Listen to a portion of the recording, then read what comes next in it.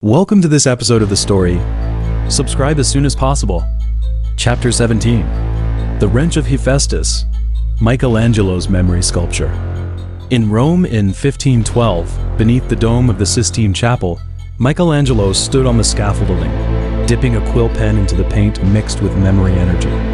Aiden's pendant grew hot thousands of miles away, and the blood-written word Delta Omega G Omicron Nu on her hand glowed faintly, pulling her into the memory remnants of 500 years ago. She's soul traveled into the artist's perspective and saw that when the brush touched the dome, the remnants of the Atlantean star chart emerged on the fresco. These paints, they're speaking. Michelangelo's voice trembled. Aiden felt the temperature of his fingertips.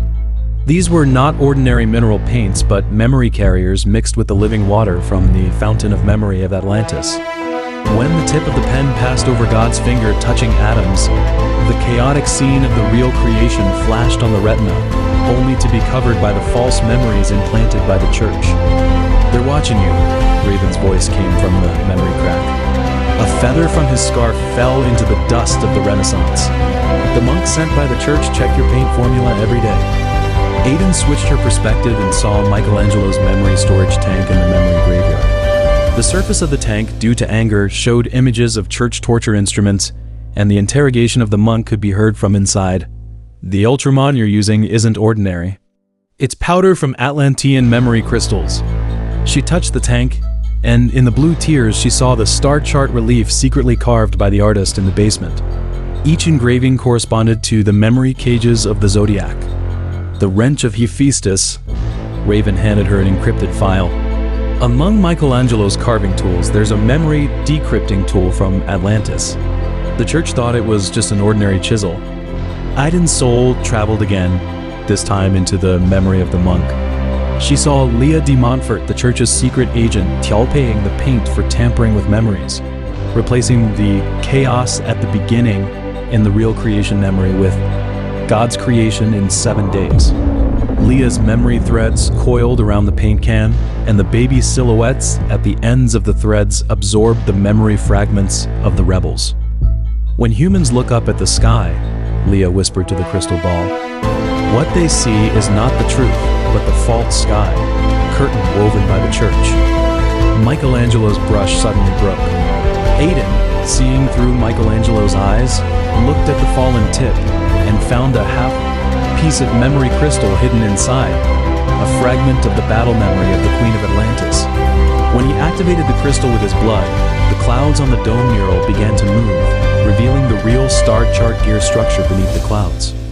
"You're blaspheming." The memory scythe of the church supervisor pressed against Michelangelo's throat, but was shattered by the memory resonance the moment it made contact. Aiden, using the artist's hand, waved the brush, and the memory paint formed a resonance field on the dome.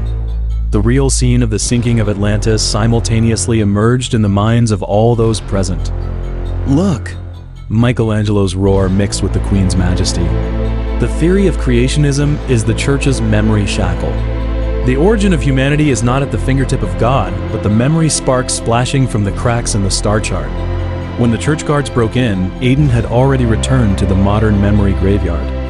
Raven was repairing Michelangelo's memory fragments and found that the artist had hidden the spectral frequency of the star chart coordinates in the paint. "Every color is a memory code," he pointed to the paint seeping out of the tank. "Red is the memory of anger, blue is sadness, and gold is the remaining image of hope from Atlantis." Leah watched the chaos in the crystal ball at the church headquarters. Her daughter's consciousness cage flickered in the cracks of the star chart.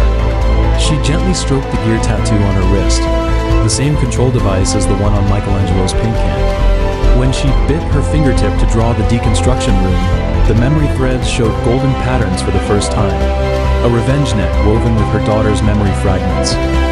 "Mom will come soon," she smiled at the girl in the cage. "When Aiden cracks the final code, we'll witness the collapse of the church together." Aiden touched the memory remnants of the dome mural, and the pendant resonated with the memory crystal hidden in the pupil of God by Michelangelo. She saw that in the God's creation scene tampered with by the church, God's finger actually pointed to the coordinates of Atlantis, and the deconstruction formula of the star chart was hidden in Adam's rib. They thought they could cover up the truth by applying paint. Raven swept the surface of the tank with a feather, revealing Michelangelo's self-portrait.